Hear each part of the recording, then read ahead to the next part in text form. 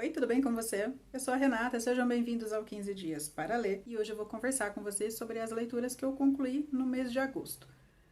Agosto foi um mês de leituras medianas para mim, não foi assim nenhuma maravilha no começo, mas no final do mês melhorou e fiz umas leituras muito interessantes. No entanto, foi um mês muito especial para mim aqui no canal. Eu tive um acréscimo de praticamente 40 seguidores, que para um canal como o meu, que ainda é pequeno, que não tem nem 200 seguidores, é um crescimento enorme. Então eu fico muito feliz com esse crescimento, sejam todos muito bem-vindos. E para quem já era um inscrito e está comigo desde o começo, eu fico muito feliz com a companhia desde sempre. Eu prezo muito por variar as nacionalidades dos autores que eu leio, por isso as bandeiras na capa de cada vídeo. Eu procuro ler autores pelo menos de 3 continentes a cada mês. E os autores dos livros que eu finalizei em agosto são dos seguintes países: Nova Zelândia, Inglaterra, Brasil, como sempre, Estados Unidos, Irlanda, Japão, Alemanha e Portugal. Bem, eu comecei agosto com 3 leituras em andamento que vinham desde julho, que eram Battle Royale, 15 Contos Escolhidos e o Hamnet. Destes livros, sigo ainda sem conclusão. Battle Royale, eu devo concluir aí em novembro ou dezembro. Não é que seja um livro ruim, tá? É porque é um livro muito pesado, muito sangrento, muito violento, então eu leio aos poucos mesmo. Destes 2 livros que já estavam começados e eu concluí agora em agosto, a primeira conclusão foi a de Katherine Mansfield, 15 Contos Escolhidos. É um livro bastante irregular. Eu acho que em alguns contos ela é muito prolixa e a linguagem rebuscada não soa tão natural, digamos, tão polida como soaria em alguns outros autores em quem ela diz se inspirar, como por exemplo o Chekhov. Então, eu não gostei muito da linguagem de alguns contos, nem do enredo de alguns outros, mas no geral, acho sim um livro positivo. A minha nota final para ele não foi ruim, mas foi um livro que eu gostei menos do que eu imaginei que ia gostar. Esse livro foi publicado pela editora Record, com tradução de Mônica Maia e seleção dos textos por Flora Pinheiro. Eu me lembro que quando eu estava falando na finalização dos livros de julho sobre esta aqui, que estava em andamento ainda, eu disse: prevejo lágrimas. Minha previsão estava certa. Tudo que eu não chorei com o livro no primeiro semestre, eu chorei com este aqui. Meu Deus do céu, e não foi assim de brotar uma lagriminha, não, foi choro mesmo. Esse livro tem título e subtítulo: Hamnet, um romance sobre o luto, a peste e uma das maiores peças de todos os tempos. Já está escrito aqui que é sobre o luto, e quando nós abrimos o livro, nós sabemos quem morre: Hamlet, que é o filho do Shakespeare, Hamlet. Daí o nome da peça, inclusive é uma homenagem a este filho dele que faleceu aos 11 anos de causas desconhecidas. A Maggie O'Farrell, que é a autora deste livro aqui, se utilizou de dados biográficos do Shakespeare e da sua esposa, Anne Hathaway, para construir este romance. Ficou um livro absolutamente sensível, bonito, triste também, por óbvio, mas um livro bastante emocionante, bastante tocante sobre o luto de uma mãe. E Hamnet foi publicado pela editora Intrínseca com tradução de Regina Lira. Eu comecei a minha saga dos livros iniciados em agosto por Drácula, do Bram Stoker, que era um dos livros que estava na minha lista dos 21 livros para 2021, que está postado apenas no Instagram. Eu vou deixar o link para o post aqui embaixo. Eu esperava um livro de horror, e o que tem aqui, na verdade, é um livro de aventuras e de mocinhos salvando mocinhas frágeis e indefesas deste mal que é o Drácula. Então, é um livro sobre o qual eu tenho alguns sentimentos conflitantes. Eu gosto muito da ambientação.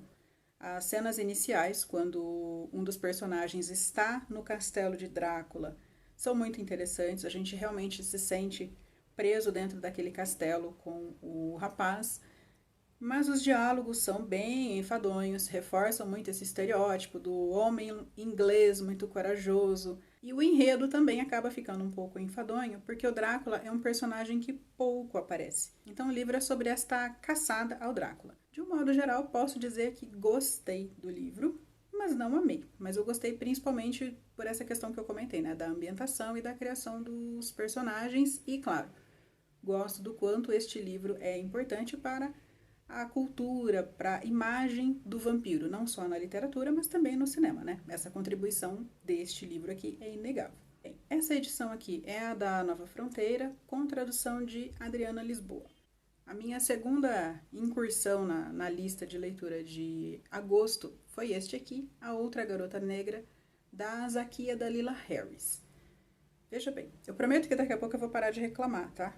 Mas esse livro aqui também não me agradou exatamente. Aqui nós acompanhamos a Nela, que é a única funcionária de atividade intelectual a trabalhar numa editora. E ela é vítima daqueles pequenos entre aspas, atos de racismo cotidiano, normalmente disfarçados de brincadeiras, enfim.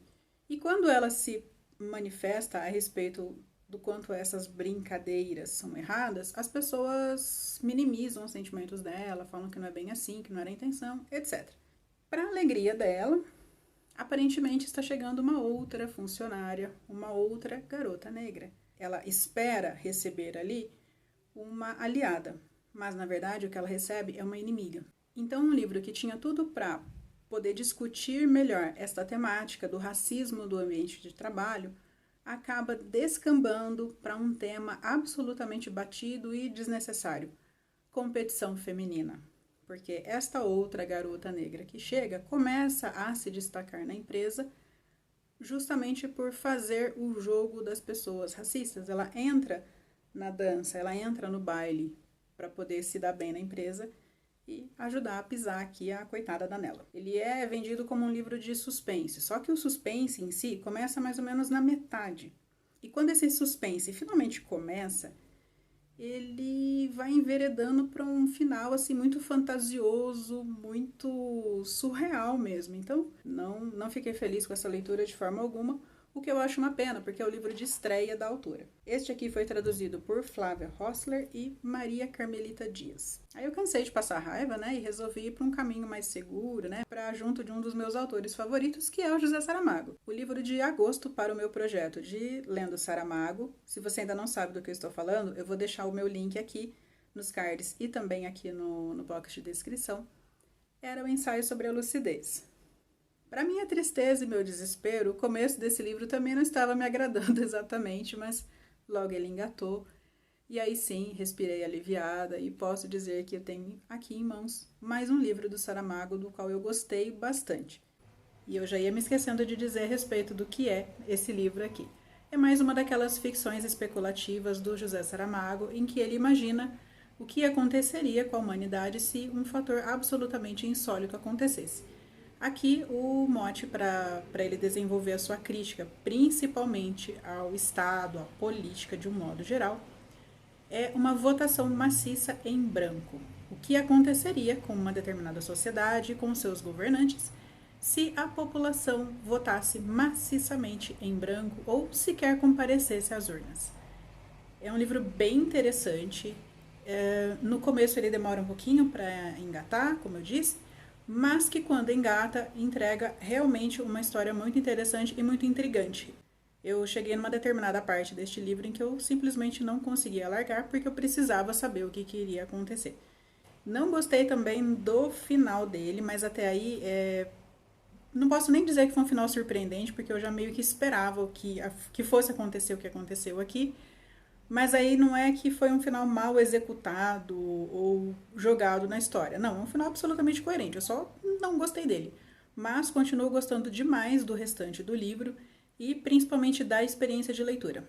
Sobre este livro aqui, nós também conversaremos em vídeo à parte, como aliás eu pretendo fazer para todos os livros do Saramago que aparecerem nesse projeto.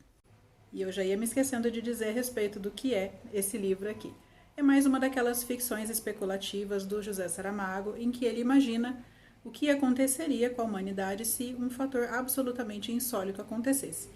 Aqui o mote para ele desenvolver a sua crítica, principalmente ao Estado, à política de um modo geral, é uma votação maciça em branco. O que aconteceria com uma determinada sociedade e com seus governantes se a população votasse maciçamente em branco ou sequer comparecesse às urnas. É um livro bem interessante. No começo ele demora um pouquinho para engatar, como eu disse, mas que quando engata, entrega realmente uma história muito interessante e muito intrigante. eu cheguei numa determinada parte deste livro em que eu simplesmente não conseguia largar porque eu precisava saber o que iria acontecer. Não gostei também do final dele, mas até aí não posso nem dizer que foi um final surpreendente, porque eu já meio que esperava que fosse acontecer o que aconteceu aqui.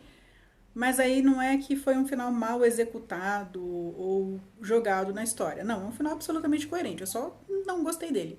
Mas continuo gostando demais do restante do livro e principalmente da experiência de leitura.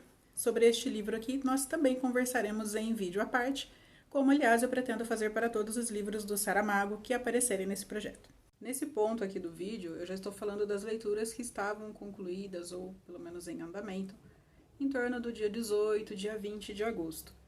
E por essa época eu comecei a sentir aquela minha insatisfação com as leituras. Eu cheguei a ir à biblioteca, peguei 2 livros emprestados. E, gente, foi uma felicidade ir até a biblioteca, porque eu estou desde o início da pandemia sem emprestar livro. E eu não consegui ler os 2 livros que eu trouxe. Eu comecei, deixei de lado, comecei leituras aqui em casa que estavam previstas, né, na minha lista de leituras. Também deixei de lado. Foi aí que eu parei e pensei, eu preciso ler algo mais divertido, mais leve. E foi então que eu fui salva por este quarteto de livros curtinhos aqui. Se você viu meu vídeo do Relatos de um Gato Viajante, você já viu, né, o desabafo que eu fiz ali, que eu já vinha de uma sequência de leituras pesadas ou de pessoas ruins e precisava dar uma relaxada, precisava ver, ou melhor, ler coisas mais agradáveis. Então, Relatos de um Gato Viajante, da Hiro Arikawa, foi, assim, um bálsamo. O gato é um dos narradores deste livro, Nana, e ele fala muito sobre a relação de amizade que ele tem com seu dono, com o Satoru, e das viagens que eles estão fazendo pelo Japão para que o dono dele encontre um novo lar para este gato, já que, por alguma razão que não nos é dita no início do livro, eles não podem mais continuar juntos. Só que ele é um dono carinhoso, amoroso, não é que ele quer abandonar o gato. Ele está se preocupando com o gato, tanto que ele se dispõe a viajar para encontrar pessoas da mais absoluta confiança para cuidarem do bichano. O gato é muito engraçado e ele dá todo o toque de reverência para uma história que, se você for olhar bem, é uma história triste, mas o gato deixa tudo muito divertido. E as personagens desse livro são muito boas, são personagens muito generosas. Então foi uma leitura que chegou para mim na hora certa. Este aqui foi publicado pela editora Alfaguara, com tradução da Rita Coll. E eu peguei ainda para ler Clarice na Cabeceira. Aí você me fala, nossa, mas você queria leitura leve e pegou Clarice? Pois é, eu não sou exatamente fã dos romances da Clarice Lispector. E eu tenho que tomar cuidado quando eu falo isso, porque eu já tomei hate no Instagram por falar sobre isso, tá? Não entendo porquê, mas enfim. Eu gosto muito dos contos e das crônicas da Clarice, mas eu não gosto muito dos romances dela. E este livro aqui é o Clarice na Cabeceira Jornalismo. Eu sabia que a Clarice havia começado a sua carreira na imprensa. Eu só não sabia que ela nunca havia deixado de ser jornalista. Então este livro aqui é um apanhado muito interessante dos primeiros trabalhos dela na mídia, inclusive os primeiros contos, que também foram publicados em jornais e revistas, colunas femininas, reportagens que ela escreveu e o que para mim é a cereja do bolo, as entrevistas que a Clarice fez. A Clarice sendo entrevistada é uma coisa meio angustiante de ver, né? São pouquíssimas as entrevistas que ela forneceu e é sempre uma entrevista tensa, você vê uma entrevistada tensa, nervosa. Ela, como entrevistadora, é o oposto disso. Ela conduz muito bem as entrevistas e ela respeita muito a inteligência do entrevistado, ela não faz pergunta besta. Achei uma leitura sensacional, muito interessante mesmo, para fãs de Clarice que querem conhecer um outro lado da autora e para não fãs também, que às vezes têm um pouco de receio de se aventurar na obra ficcional dela e preferem dar passos mais lentos. Esse aqui é um bom começo. Este aqui é um livro publicado pela editora Rocco e a seleção dos textos ficou por conta de Aparecida Maria Nunes, que também escreveu uma apresentação para o livro que é muito rica. Se vocês viram meu unboxing, vocês sabem da minha empolgação ao final dele com 2 dos livros. E se você não viu ainda, vou deixar o link aqui e também lá nos cards para que você veja depois. Eu encerrei o vídeo de unboxing dizendo que 2 dos livros sequer iriam para a estante, que eles iriam direto para minha mesinha para leitura. Promessa feita, Promessa Cumprida. Eu finalizei primeiro a leitura do Obsane Świata, é um nome difícil mesmo de falar, é um título polonês. Olha eu segurando o livro de ponta cabeça. Obsane Świata, da Weronika Stiger. Apesar deste nome em polonês, é literatura nacional. Eu gravei um vídeo para este livro, que já deveria ter sido postado, mas só quando eu fui editar eu percebi que eu fiz a proeza de gravar um vídeo sem som. Então eu fiz uma nova gravação para ele. A próxima resenha do canal é sobre este livro aqui. É uma obra extremamente diferente de tudo que eu já li, porque além do texto, do enredo, ele contém alguns elementos gráficos que não só enfeitam o livro, que ajudam a contar a história. É muito interessante a forma como este livro foi montado mesmo. Ele começa com postais de viagem e um postal de Varsóvia, na Polônia, e termina com postais de Manaus.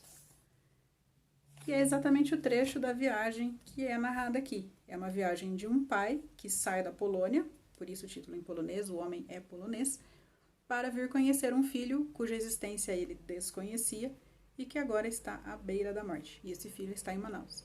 Então é um livro muito interessante, porque ele tem um motivo para a viagem, que é triste, né? Um pai conhecer um filho agonizante, mas durante a viagem acontecem uns eventos assim absolutamente insólitos. Acontece uma verdadeira suspensão da realidade. Então, converso melhor sobre este livro depois com vocês, mas percebe-se, claro, que eu gostei bastante da experiência de leitura deste livro aqui. E nos últimos minutos, literalmente, de agosto, eu finalizei a leitura de As Cabeças Trocadas, do Thomas Mann.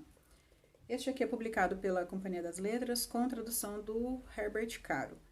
E existe um pós-fácil nesse livro aqui, pela Cláudia Dornbusch, que é espetacular. Se você vai ler esse livro, já fica aqui a dica. Leia também o pós-fácil, porque é esclarecedor a respeito de algumas curiosidades que aparecem ao longo deste livro. Bem, As Cabeças Trocadas, uma lenda indiana. O Thomas Mann pegou realmente uma lenda indiana, acrescentou alguns elementos de forma a chegar neste formato aqui desta novela, que não tem nem 90 páginas, tá? Uma parte do que está aqui no final é o texto de apoio, como eu disse.